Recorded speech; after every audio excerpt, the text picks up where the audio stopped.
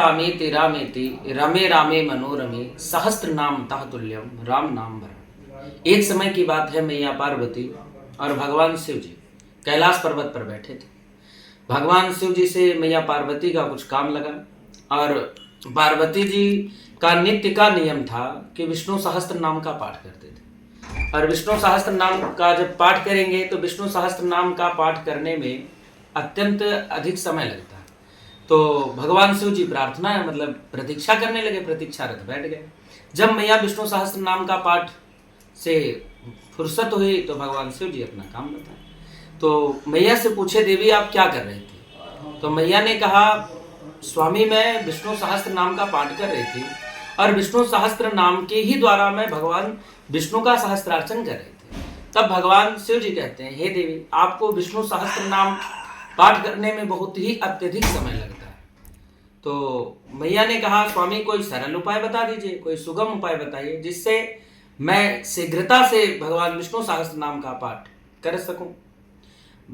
स्वामी जी से ऐसा अन्वय करने पर भगवान शिव जी कहते हैं, राम रामेति रामेति रमे रामे मनोरमे सहस्त्र नाम तह तुल्यम राम नाम भरा। आप विष्णु सहस्त्र नाम का पाठ करेंगे, जितना पुण्य प्राप्त होगा उतना अगर एक बार इस मंत्र का जाप करें तो अवश्य ही आपको विष्णु सहस्त्र नाम का लाभ मिलेगा। और वैसे भी कहा जाता है, राम नाम की लूट है, लूट सके जो लूट, अंत समय पछताएगा जब प्राण जाएंगे छूट।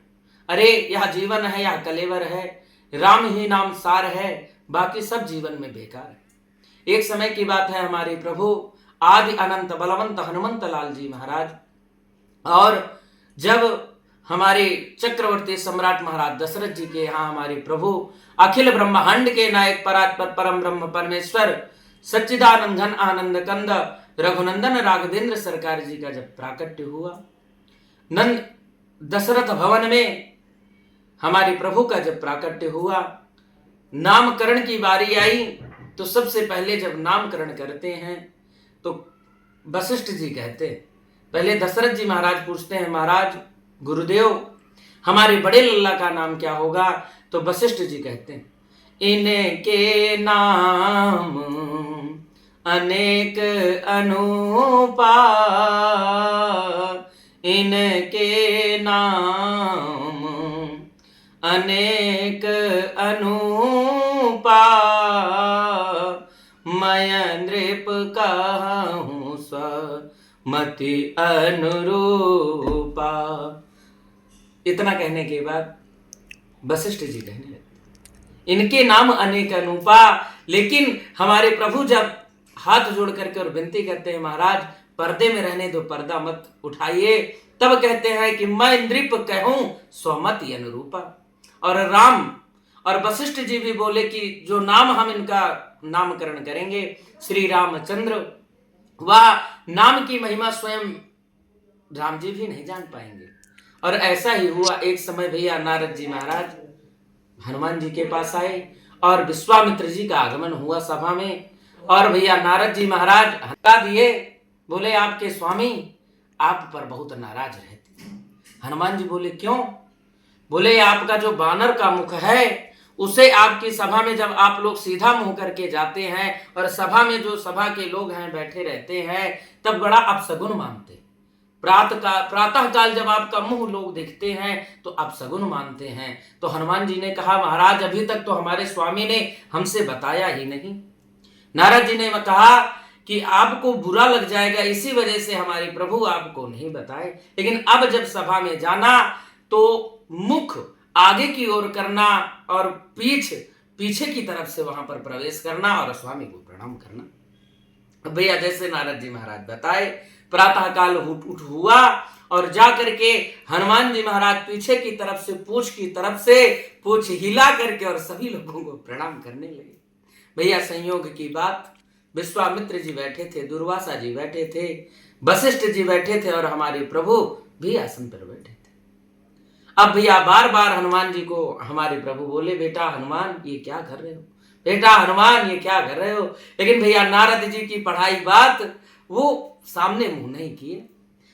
अंतोगत्वा भैया दुर्वासा जी महाराज को क्रोध आ गया।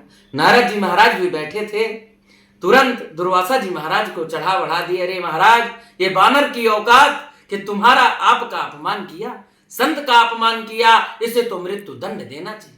अब भैया हनुमान जी महाराज की वही करतूत कि भय गति साप छछूंदर केरी, लीलत उंगलत प्रीति घनेरी।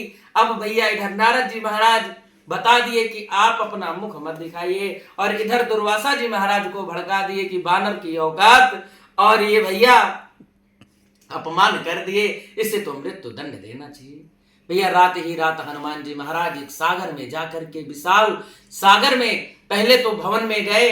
अब भैया हनुमान जी महाराज चिंतित कि एक स्वामी का अपराध सेवक से हो गया, बड़ा चिंतातुर हुए। अब भैया नारद जी महाराज का पुनः आगमन हुआ। अब जब नारद जी महाराज आ गए तो हनुमान जी महाराज साष्टांग दंडवत किए, प्रणाम किए, अरे मुनिवर यह अपराध आपने हमसे कैसे करवा दिया।